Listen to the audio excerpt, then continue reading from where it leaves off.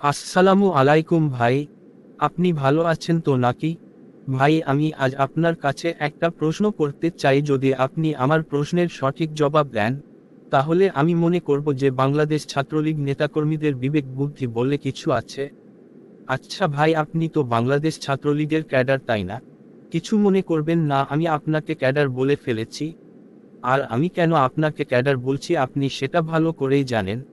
এই যে আপনি বক্তব্য দিলেন যে বাংলাদেশের ছাত্রলীগ ক্যাডার হওয়া মানেই বিসিএস ক্যাডার হওয়া, এই কথাটা কতটুকু যুক্তিসঙ্গত? যদি আপনি কথাটার ব্যাখ্যা দিতেন তাহলে সব মানুষে বুঝতো বিষয়টা।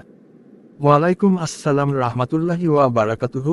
হ্যাঁ, আমি ভালো আছি, আপনি ভালো আছেন তো?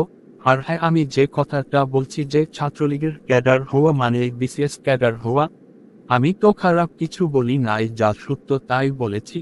কারণ বাংলাদেশ ছাত্রলীগ নেতাকর্মীরা একদম রাজপথ থেকে উঠে আসা লোক। শুধু তাই না, অনেক সময় অনেক ত্যাগ স্বীকার করে দলকে শক্তিশালী করার জন্য সবসময়ের জন্য প্রস্তুত থাকে।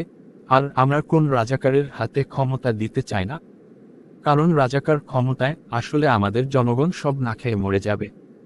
আপনার কথাবার্তা শুনে মনে হচ্ছে যে দেশটা মনে হয় আপনার বাপ দাদার সম্পদ, আর বাকি সব মানুষ গাঙের জল থেকে বেসে এসেছে, তাই না? আরে দেশের যদি 12টা বাইজা থাকে তাহলে একটি কথা মনে রাখবেন যে বাংলাদেশের ছাত্রলীগ ক্যাডার আছে বলেই বাংলাদেশ আজ ধ্বংসের পথে হাবুডুবু খাচ্ছে। আরে ভাই, দল করা ভালো, যদি কিনা আপনার মাঝে সততা থাকে তাহলে আপনি রাজনীতি করতে পারবেন। যদি আপনার সেই সততাই না থাকে তাহলে আপনি আওয়ামী লীগের ছাত্রলীগ ক্যাডার হইয়া কি করবেন? আপনার দ্বারায় এত আর দেশ কখনো উন্নতি হবে না, কারণ আপনাদের তো মেধা দিয়ে কথা বলা লাগে না। কারণ গুন্ডার একটা লিডার থাকে, আর তেমনি আওয়ামী লীগের ক্যাডার হলেন আপনারা। কারণ এই আওয়ামী লীগ সরকারের যে অধঃপতন তার পিছনে আপনাদের মতো ছাত্রলীগ ক্যাডারের হাত আছে।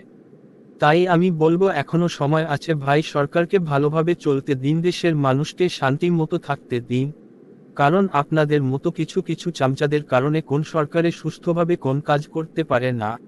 সরকার দেশ চালাবে একভাবে আর আপনাদের মতাও চামচারা চালাবে আর একরকম।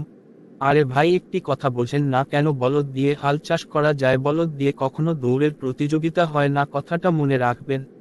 আমি একটা জিনিস ঠিক বুঝি না, সত্য কথা যেই বলে সেই রাজাকার হয়, আমরা এমন বাংলাদেশ জন্মাইছি। আপনার মাথা ঠিক আছে তো নাকি?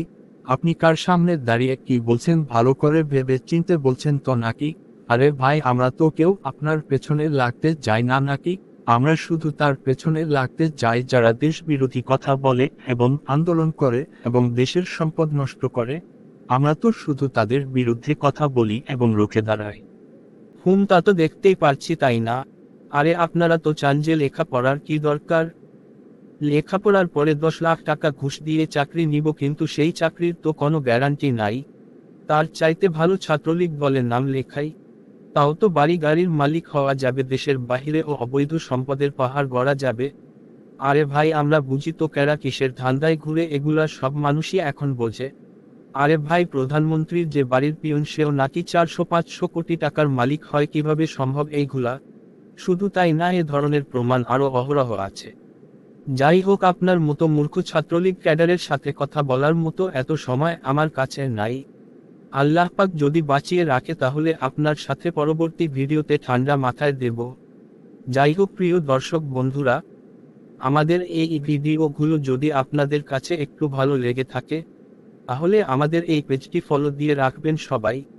আর যারা আমার ইউটিউবে চ্যানেল থেকে দেখতেছেন তারা অবশ্যই আমাদের চ্যানেলটি সাবস্ক্রাইব করবেন, কারণ আমাদের ভিডিওগুলোতে অনেক মারাত্মক মারাত্মক বিষয় নিয়ে কথা হয়। সবাই ভালো থাকবেন, সুস্থ থাকবেন, আল্লাহ হাফেজ, দেখা হবে আবার পরবর্তী ভিডিওতে।